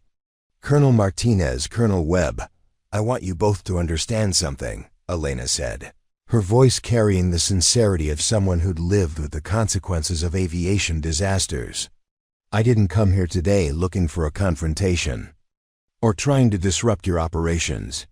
I saw a safety problem developing and felt obligated to warn someone who could take action. Webb nodded, his expression indicating genuine appreciation for Elena's intervention. Ms. Vasquez, regardless of how this situation resolves, you potentially saved my life today. I won't forget that. As they walked toward the control center building, Elena could see spectators in the grandstands beginning to realize that something unusual was happening with the F-22 demonstration. Public address announcements were explaining that the schedule was being adjusted due to technical considerations, but the disappointment was visible across thousands of faces. Elena understood that her warning had created a cascade of consequences that extended far beyond the immediate safety issue. The canceled demonstration would affect media coverage, sponsor relationships, and public perception of Air Force operational capabilities. But the alternative to disappointment was potentially catastrophic. The control center building loomed ahead, where General Thompson waited to evaluate the technical assessment that had disrupted one of the year's most significant air show demonstrations. Elena steeled herself for the confrontation ahead, knowing that the next few minutes would determine whether 50,000 people went home safely or continued to be at risk from dangers they couldn't see. General Thompson's office occupied the top floor of the control center building, its windows providing a commanding view of the airfield where 50,000 disappointed spectators were beginning to understand that the day's premier demonstration had been canceled. Elena could see groups of people leaving the grandstands, their body language expressing the frustration of those who'd traveled hundreds of miles to see the F-22 perform, only to be denied by what appeared to be bureaucratic overcaution. The general himself was an imposing figure in his mid-50s, his uniform bearing the ribbons and decorations of someone who'd spent 3 decades climbing through the Air Force hierarchy. His expression was professionally neutral as Elena, Martinez, and Webb entered his office, but the tension in his jaw suggested barely controlled anger at having this carefully orchestrated event disrupted by an unscheduled safety concern. Ms. Vasquez, I understand you're the technical consultant whose assessment led to the cancellation of today's F-22 demonstration, Thompson said, his voice carrying the controlled authority of someone accustomed to receiving explanations rather than giving them. I need a detailed briefing on your credentials, your assessment methodology, and the specific technical basis for your safety recommendation. Elena had prepared for this moment during the walk to the control center, organizing her evidence and arguments for presentation to someone who would be naturally skeptical of any assessment that disrupted major operations. She understood that Thompson's primary concern would be the public relations damage caused by the canceled demonstration, not the technical details of fuel system vulnerabilities. General Thompson, I identified a fuel leak in Colonel Webb's aircraft that creates explosion risk during aggressive maneuvering, Elena said, her voice taking on the clinical precision she'd used during countless technical briefings. The leak location, combined with the demonstration flight profile, creates conditions where fuel vapor could ignite catastrophically during normal operations. Thompson gestured for Elena to present her evidence, his expression indicating professional skepticism rather than immediate dismissal. She pulled out her phone and displayed the photographs of the fuel leak, along with timestamps that clearly showed when the problem had developed during the aircraft's preparation. These photographs document JP-8 fuel accumulation beneath the F-22's left engine intake, indicating a leak that developed during post-servicing operations, Elena explained, her finger pointing to the telltale rainbow sheen that was unmistakable to anyone familiar with aviation fuel. The leak occurred after standard inspections were complete, creating a safety hazard that wasn't identified through normal procedures. Thompson examined the photographs carefully, his expression remaining neutral as he processed the technical evidence Elena was presenting. The fuel leak was clearly documented, but the general's experience told him that minor fuel leaks were common in high-performance aircraft and rarely led to catastrophic failures. Ms. Vasquez, aviation fuel leaks are not uncommon in military aircraft operations, Thompson said, his tone carrying the patient authority of someone explaining obvious facts. The F-22 safety systems are designed to handle fuel system anomalies, and our pilots are trained to manage these situations. What makes you believe this particular leak poses an immediate safety threat? Elena had anticipated this response, knowing that most people underestimated the explosive potential of aviation fuel vapor under the right conditions. She pulled up the technical diagram showing the F-22's fuel system layout and the routing of electrical systems through the engine. Bay Area. General, the danger isn't the fuel leak itself, but the combination of vapor accumulation and electrical activity during high-G maneuvering, Elena said, her voice carrying the authority of someone who'd witnessed the destructive power of fuel vapor explosions. Colonel Webb's demonstration profile would have created perfect conditions for ignition in an area where the aircraft safety systems can't provide protection. Thompson studied the technical diagram, but his expression suggested he was more concerned with operational implications than engineering details. Ms. Vasquez, I need to understand your qualifications for making this assessment. What specific experience gives you the authority to override our standard safety protocols and cancel a major public demonstration? Elena knew this question would be the critical test of her credibility, the moment when her shadow world credentials would be scrutinized by someone with the authority to verify their authenticity. She handed over her documentation, watching Thompson's reaction as he processed the clearance levels and authorization signatures.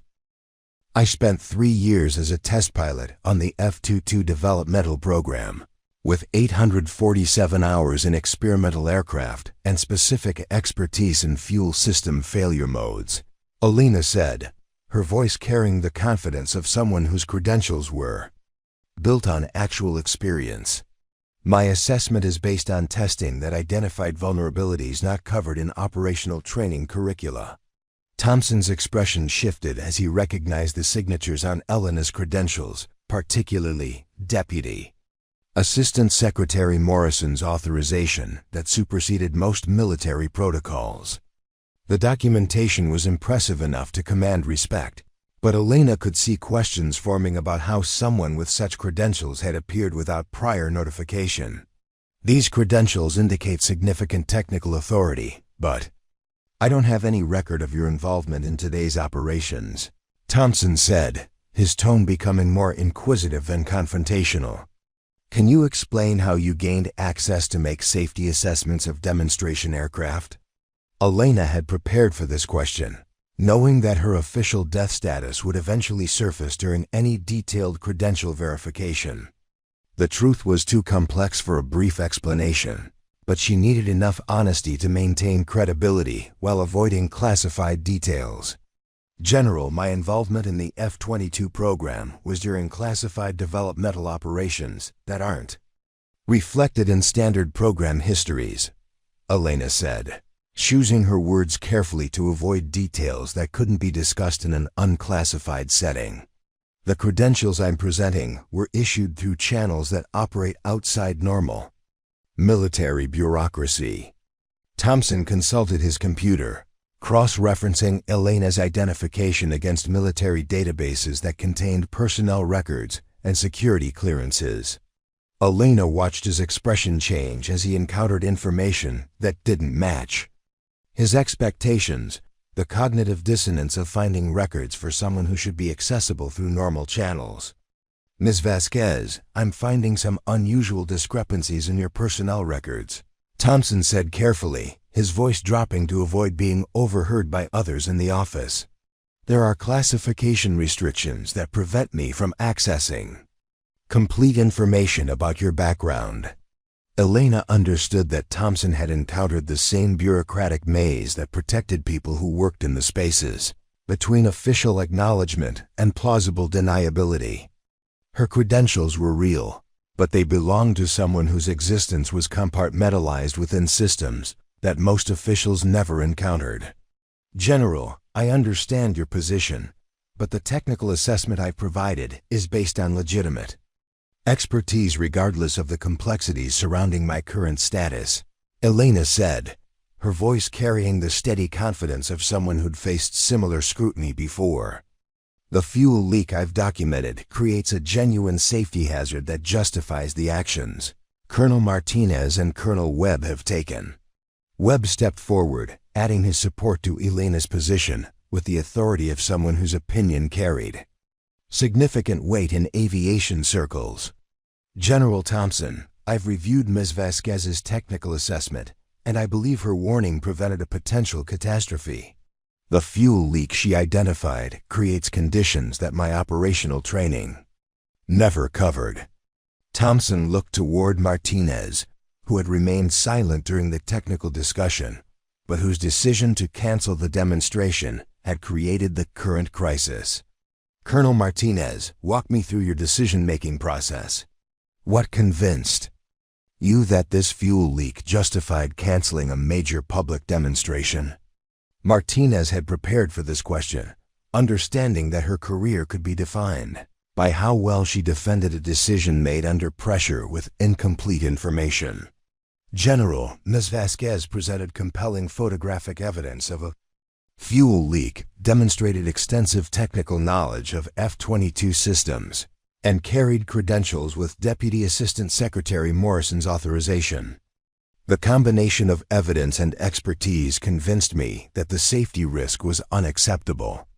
Elena could see Thompson processing this information, weighing the technical evidence against the operational disruption that had resulted from the canceled demonstration. The general was being asked to validate a decision that had disappointed 50,000 spectators based on an assessment from someone whose background raised more questions than answers. Ms. Vasquez, assuming your technical assessment is accurate, what would have been the consequences if Colonel Webb had proceeded with the demonstration as scheduled? Thompson asked, his tone suggesting he wanted to understand the magnitude of the risk that had been avoided. Elena's response was immediate and sobering. General, if the fuel vapor had ignited during aggressive maneuvering, Colonel Webb's aircraft would have exploded with the force of a large bomb. At the low altitude specified in the demonstration profile, burning fuel and debris would have rained down on the spectator areas. The casualty count could have reached into the hundreds. The office fell silent as Thompson processed the implications of what Elena was describing. He was responsible for the safety of everyone at the air show, And Elena was painting a scenario that would have resulted in one of the worst aviation disasters in American history. Colonel Webb, in your professional opinion as the demonstration pilot, do you believe Ms. Vasquez's assessment justified aborting the flight? Thompson asked, seeking validation from someone whose credibility was unquestionable. Webb's response was immediate and unequivocal. Generally, based on the technical information Ms. Vasquez provided, I believe continuing with the demonstration would have been extremely dangerous. Her warning potentially saved my life and the lives of hundreds of spectators. Thompson stood and walked to the window overlooking the airfield, where the F-22 sat silent on the tarmac, surrounded by disappointed crowds. Elena could see him weighing the political consequences of validating a decision that had disrupted a major public event against the possibility that the decision had prevented a catastrophe. Ms. Vasquez, I'm going to ask you a direct question, Thompson said, turning back to face Elena with the serious expression of someone making a critical decision. In your professional opinion, based on your experience and expertise, was canceling today's demonstration the right decision? Elena looked out at the airfield where 50,000 people were going home disappointed, then back at Thompson with the absolute certainty of someone who'd seen what happened when safety warnings were ignored.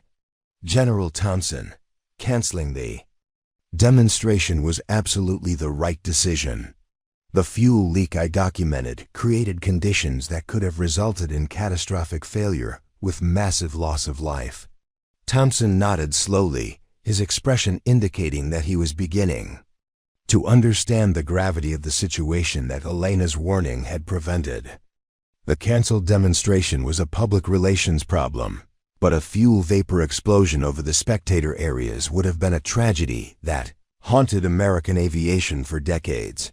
Thompson returned to his desk and picked up a secure phone, his movements deliberate as he prepared to make calls that would validate or condemn the decision to cancel the demonstration.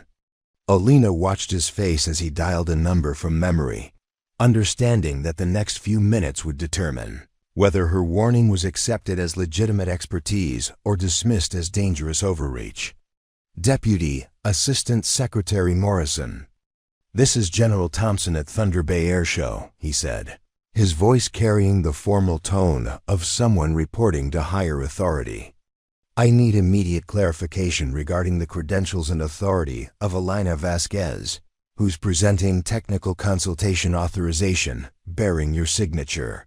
Elena felt her heart rate increase as Thompson spoke directly with Morrison, the Pentagon official whose signature had given her credentials their authority. She hadn't spoken with Morrison since her official death 15 years earlier, and she had no idea how he would respond to discovering that she was alive and operating under his authorization. The conversation stretched for several minutes, Thompson's expression shifting from skeptical inquiry to surprised recognition as Morrison apparently confirmed Elena's credentials and authority. Elena could only hear one side of the discussion, but Thompson's increasingly deferential tone suggested that Morrison was providing strong endorsement for her technical assessment. Yes, sir, I understand completely, Thompson said finally, his voice carrying new respect as he processed whatever information Morrison had provided.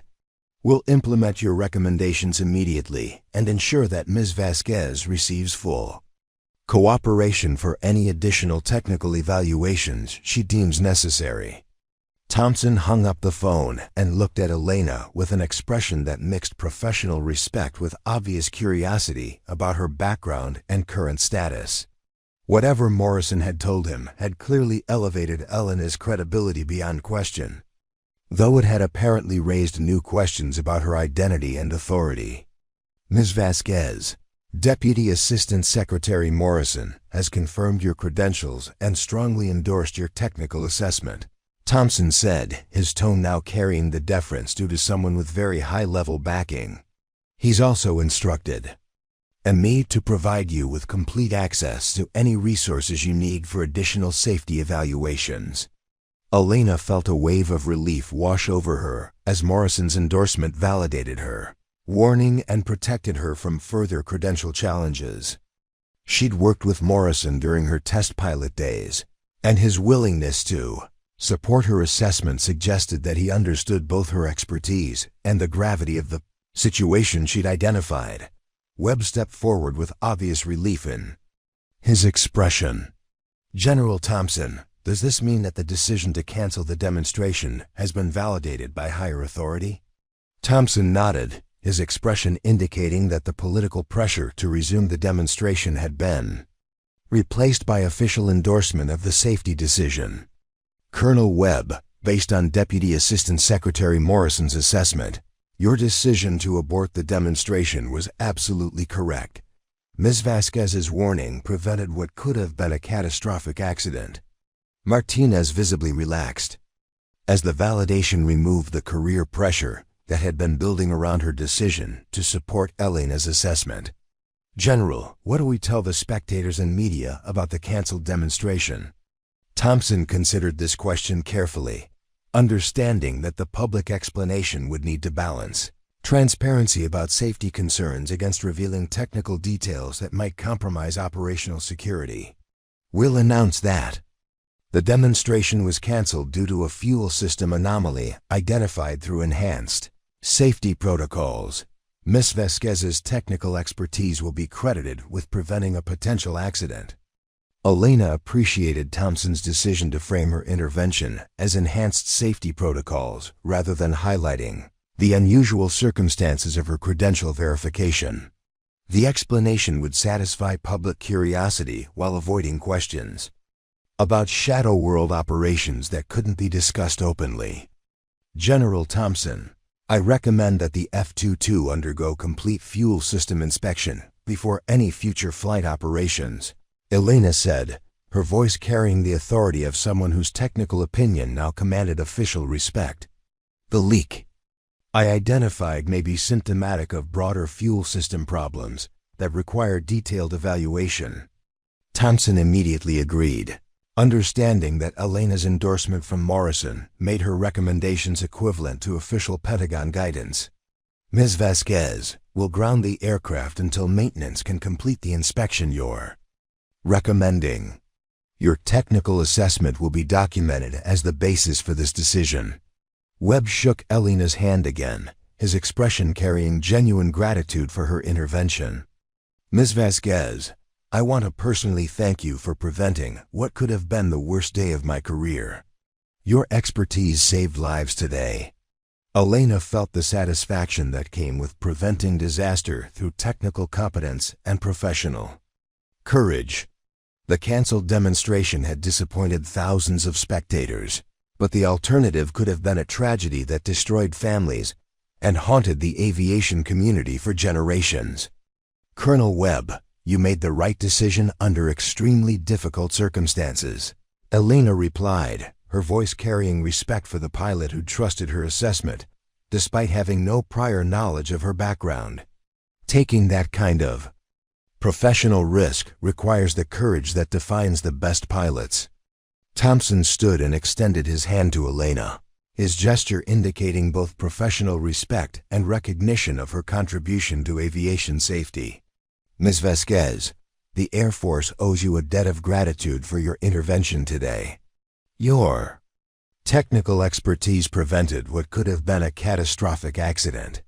As they prepared to leave Thompson's office, Elena looked out at the airfield where the F-22 sat silent and safe, its potential for destruction contained by a decision made with incomplete information under intense pressure.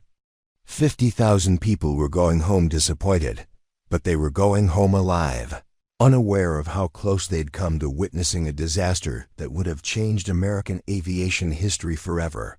3 hours later, Elena stood in the maintenance hangar watching a team of specialists carefully disassemble the F-22's fuel system components.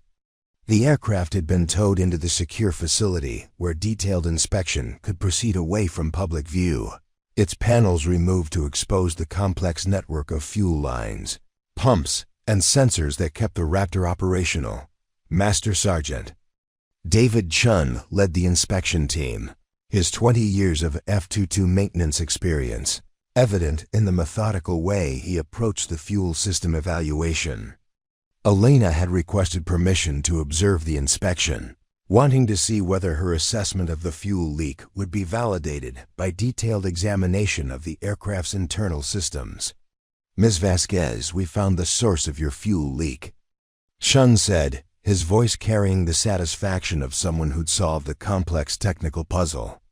"There's a hairline crack in the fuel manifold connector, right where you predicted it would be. The crack is small enough that it wouldn't trigger warning systems, but it's been getting worse with each engine cycle." Elena felt vindication wash over her as Chun's findings confirmed her assessment of the fuel leak's location and severity. The hairline crack was exactly the kind of problem that could escalate from minor nuisance to catastrophic failure during the stress of aggressive maneuvering. "Sergeant Chun, what would have happened if Colonel Webb had proceeded with the demonstration as scheduled?" Elena asked, though she suspected she already knew the answer based on her understanding of fuel system failure modes. Chun's expression grew serious as he considered the implications of what they'd discovered. "Ma'am, this crack would have opened significantly during high-G maneuvering, creating a substantial fuel leak directly into the engine bay. Combined with the electrical activity from the flight control systems, we would have been looking at a fuel vapor explosion."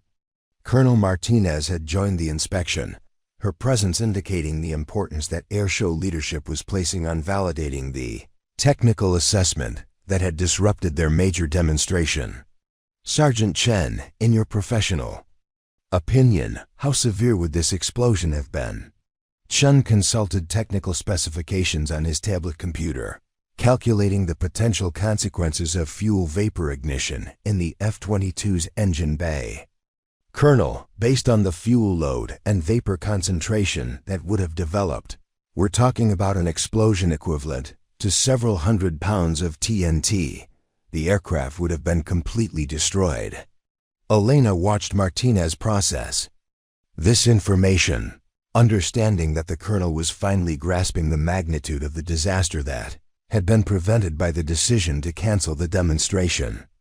The disappointed spectators had no idea how close they'd come to witnessing one of the worst aviation accidents in American history. "Ms. Vasquez, how did you identify this problem when our standard inspection procedures missed it?" Chun asked, his tone carrying professional curiosity rather than defensiveness. "The crack is so small that it's barely visible even under direct examination." Elena had prepared for this question, knowing that her ability to spot problems that others missed would naturally generate interest from maintenance professionals. "Sergeant Chen, during my test pilot days, I learned to look for fuel system problems by examining residue patterns rather than just checking for obvious leaks. The rainbow sheen pattern I photographed indicated a specific type of fuel seepage that suggests manifold connector problems." Chun nodded appreciatively, recognizing the sophisticated diagnostic technique that Elena had applied to identify the fuel leak. "That's advanced troubleshooting methodology that isn't covered in our standard maintenance training. Where did you learn that approach?" Elena smiled, remembering the countless hours she'd spent working with maintenance crews during her developmental test pilot days. "I learned it from Master Sergeant Rodriguez at Edwards Air Force Base during the F-22 experimental program. He taught me that fuel residue patterns tell stories that instruments can't detect." The mention of Rodriguez had an immediate impact on Chen, whose expression shifted to one of surprised recognition. "Ma'am, Master Sergeant Rodriguez was my instructor when I went through advanced F-22 maintenance training. He's legendary in the maintenance community for his diagnostic expertise." Elena felt a moment of connection with the maintenance world that had been such an important part of her test pilot career. The technical knowledge she'd gained working with people like Rodriguez had proven invaluable today, allowing her to identify a problem that could have killed hundreds of people. Deputy Assistant Secretary Morrison arrived at the hangar unannounced, his presence creating a stir among the maintenance personnel who rarely saw Pentagon officials in their work environment. Elena watched him approach, wondering how he would react to seeing someone who was officially dead, but very much alive. "Elena," Morrison said simply, his voice carrying a mixture of relief and amazement. When General Thompson called to verify, "Your credentials, I thought I was hearing from a ghost. We need to talk." Elena nodded, understanding that her reappearance would require explanations that couldn't be provided in front of maintenance personnel and airshow officials. "Sir, I understand there are questions about my current status. But first, can you confirm that the fuel system inspection validates the safety assessment I provided?" Morrison looked toward Chun, who was continuing his detailed examination of the cracked fuel manifold connector. "Sergeant Chun, what's your professional assessment of the problem Ms. Vasquez identified?" Chun's response was immediate and definitive. "Sir, Ms. Vasquez's warning prevented a catastrophic fuel vapor explosion that would have destroyed the aircraft and potentially killed hundreds of spectators. Her technical assessment was absolutely correct." Morrison turned back to Elena with an expression that mixed professional respect with obvious questions about her 15-year absence from official existence. "Elena, your intervention today saved lives and prevented a disaster that would have haunted American aviation for decades. Whatever happened after that mission in 2009, your expertise and courage made the difference today." Elena felt the weight of 15 years of shadow world operations beginning to lift as Morrison's words suggested that her reappearance might lead to some form of official recognition rather than bureaucratic complications. The fuel leak crisis had provided an opportunity to demonstrate that her skills and knowledge remain valuable to national security. "Sir, I've spent 15 years learning things that aren't taught in any manual," Elena said, her voice carrying the quiet confidence of someone whose expertise had been tested under the most challenging conditions. "Today proved that knowledge still has value for protecting people from dangers they can't see coming." Morrison smiled for the first time since arriving at the hangar. "Elena, I think it's time we discussed bringing you back to official status. The Pentagon needs people with your expertise and experience, especially in areas where conventional approaches aren't adequate." 6 months later, Elena stood before a packed auditorium at the Air Force Academy, her uniform bearing the new rank of lieutenant. Colonel had a chest full of decorations that recognized both her historical contributions and her recent heroism. The thermal corridor navigation program she'd developed was now standard curriculum, and the advanced fuel system diagnostic techniques she'd demonstrated at Thunder Bay had been incorporated into maintenance training worldwide. "Cadets, the most important lesson I can teach you is this," Elena said, her voice carrying across the silent auditorium. "Sometimes the person everyone overlooks is the one who sees the solution. Sometimes the impossible is just another word for difficult." In the front row sat Colonel Webb, now director of the F-22 demonstration program, and Master Sergeant Chun, who'd been promoted to head the new Advanced Diagnostic Training Center. Behind them were the 12 researchers she'd saved 15 years ago, now leading scientists who'd requested permission to attend her first public lecture since returning from the dead dot, the fuel leak that could have killed. Hundreds had been repaired in 4 hours. Elena's 15-year journey through the shadow world had ended with her expertise saving lives in broad daylight. She'd proven that being declared missing in action didn't mean being lost forever. Sometimes it meant learning skills that nobody else possessed, waiting for the moment when those skills could make the impossible possible. Deputy Assistant Secretary Morrison watched from the back of the auditorium, already planning Elena's next assignment to a classified program that needed someone who understood how to operate in the spaces between official existence and complete denial. The audience erupted in applause as Elena concluded her presentation. She'd started that morning 15 years ago holding a clipboard. She was ending it as the pilot who'd made the impossible possible, one flight at a time. "What did you think of Elena's incredible journey from Ia to hero?" Have you ever had to trust your expertise when everyone else said it was impossible? Share your thoughts in the comments below. If you enjoyed this story of courage, expertise, and never giving up, hit that subscribe button and ring the notification bell. We have more incredible true stories of ordinary people doing extraordinary things. Thanks for watching, and remember, sometimes the impossible is just another word for difficult.